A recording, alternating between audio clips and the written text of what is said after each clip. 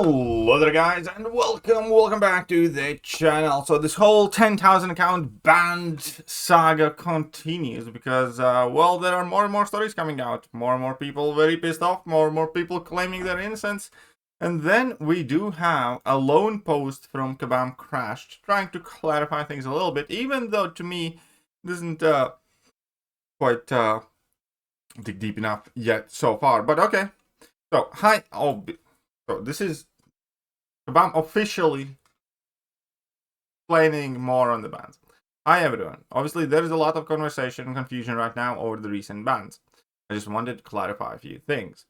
As the official post said, playing on the client distributed by anybody other than us or our official partners could get you flagged for a ban. Yes, that means if you sideloaded the game, you were likely flagged. Our official partners are Apple, Google, Flexion, and Steam. We distribute the game on PC throughout the downloader. There's a link to it.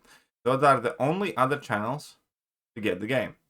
If you used any other means, you were flagged. So here is the question that I have.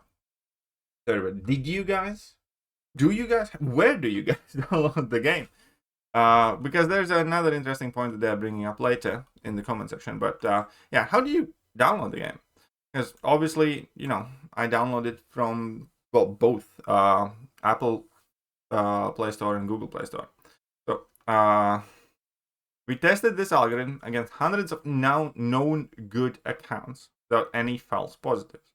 Having said that, in any action this big, there might be edge cases that couldn't be accounted for in advance. We are obviously taking these reports seriously and investigating these scenarios. And there you go. I think there's high probability with people thinking that they're innocent when they aren't. Sometimes they can be blamed, sometimes not, I guess, but good to know you don't it anyways. Maybe the rules need to be clarified again.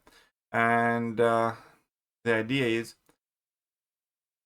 there you go. I think one of the main possible issues is if a Google Play Store wasn't preloaded in the phone like Xiaomi or Huawei, but instead installed through APK. If it is the case, is it still considered official partners? This is a very good question, because there are phones obviously who do not come with the Google Store, and I do know some devices in the past. I think it was that Amazon tablet, Fire something, where I had to, you know, get to the Play Store effectively myself somehow. I don't exactly remember it, and only then I could access, you know, regular apps. And wonder would that count? But I never used it for MCOC anyways, because it was just too bad and weak. Regular who didn't bunch, and just like Mother would say, because he ain't a modder, blah blah blah. Many people who got banned and have been playing since a long time, they didn't ban modders only, they banned everyone, even those on boosters, because the team doesn't optimize the game enough and it lags hard on mobile where I can high graphic games like Genshin and mid-high setting. That's fault. Yeah, that's another thing. The game booster thing. Again, I'm not the most savvy. I have not used those game booster apps myself, but I have been hearing that's, you know, perfectly normal, where they effectively optimize the performance of the games.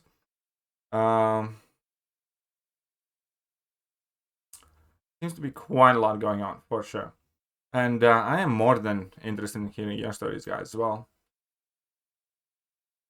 But again, it would be very, very, very good to have more clarification here, or some, you know, case examples, for instance, where Kabam has made mistake. Because again, an issue this large, I am 100% convinced that there are people who got banned seemingly for nothing, or they think it's nothing, or by doing something that they consider harmless and apparently Kabam doesn't. Like using like a game booster or so forth. At the same time, there are some people who are claiming that, you know, I got banned because I used VPN. Now I know, when I have spoken with people who can only play this game on VPN, like I have a friend from Iran who has no other choice but to use a VPN to play this game, and he's perfectly fine. So it's, again, one of those where, you know, you immediately hear these conflicting stories and you kind of become more skeptical in a lot of these instances as well, because, you know, I used VPN and I got banned, and then there are like 5 people telling to me, it's like, I use VPN every day and I'm fine. There has to be something else. There has to be some other common denominator. So, and again, in situations like this,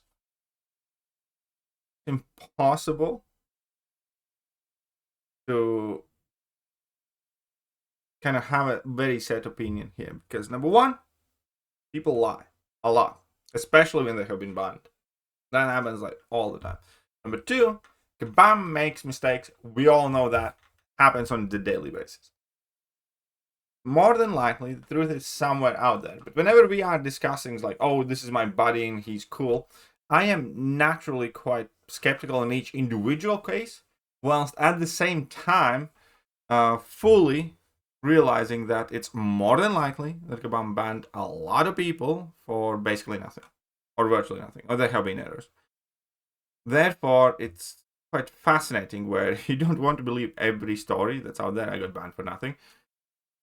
But the sheer amount of these stories and the profile of several of the players who are coming forward after like 8 years and let's say not even particularly competitive accounts, and definitely not the type of accounts who seem to have been taking advantage of it. If a player who's allegedly banned for modding is playing mid-tier game at a mid-level activity for like 7-8 years and has fairly middle of the let's say they're Valiant with a couple of rank 4s and they don't have insane amount of units modded from Arena and they don't top battlegrounds and they're playing in let's say tier 8 wars, and it's like then you start to also think it's like do you really think that many people like are genuinely modding like effectively for nothing and gaining nothing out of it?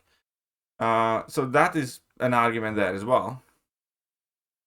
I agree with the new system as long as it works perfectly. What bothered me is the way in which all this happens. Problems with Xiaomi, Game Turbo, Play Store. What is the real problem? These are problematic players and fair ones, but everything is mixed up and everyone accuses everyone else. Sad that you're in the middle of something you never belonged to. Frustrating. Regarding my account, I have clear conscience. I wouldn't throw away years of effort for something insignificant. Oh, there you go. Like, it's just about like that. It is very tricky situation here. And we could honestly use some more updates here and some more information. Got suspended for 7 days for using PC version official. Again, I don't think you would. Like, I have downloaded the PC version from the official download link, and I have played it a couple times. Like, I haven't played it recently, but when it came out, I did it live on stream. Like, I wouldn't want to believe this guy got banned for that. It said I used third-party software, which I didn't. Some people said, oh, looking at GPU might be. I have one of those. Okay. Got to attack me for being a cheater. Well, again, like, somebody would have to explain to me then. Like, for instance, if you got banned for using the PC version, like, why wouldn't other people? Like, why am I not banned for having PC version installed? Because I don't think that is it. There has to be something else. And obviously, emotions are running high at the moment. And the forums are on freaking fire. Because temporarily get banned again, banned for no reason. Can all the I'm banned posts be somehow combined in one thread? Wonder if Obama used AI to help the ban wave. Hey, Kaboom, that talks about ban 2. Okay. Forbidden without evidence banned. Help fix models. There you go. Chaos in the forum due to the bans. I assume that's about the ban. Why everyone account getting temporarily banned. Unmotivated ban. Because that is where we're at the moment.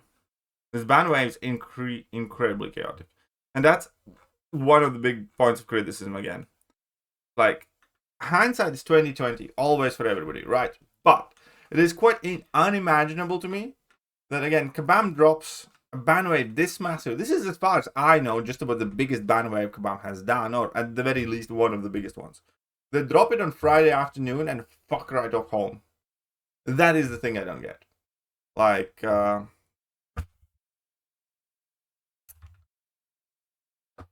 Again, this ultimately is a good thing, that Kabam's taking and, cheating more seriously and finding new ways how to catch cheaters. It is made into chaos and a potentially bad thing for a lot of players, because Kabam is shit at what they do. Because again, they banned a ton of players who are, also seemingly, let's say, potentially banned for no good reason. They do not clarify, they do not explain, they do not, let people in or follow up with them at all in any capacity. Meanwhile, while these bans are in the place, a ton of alliances are destroyed. Already a ton of alliances have disbanded. A ton of people have DM'd me asking for help to find new alliances. And, all that, damage is significant to the people. So, I know, it's a mess, man. But then again, you'd expect nothing else from them. Hello there, guys, and welcome back to the channel. So we have all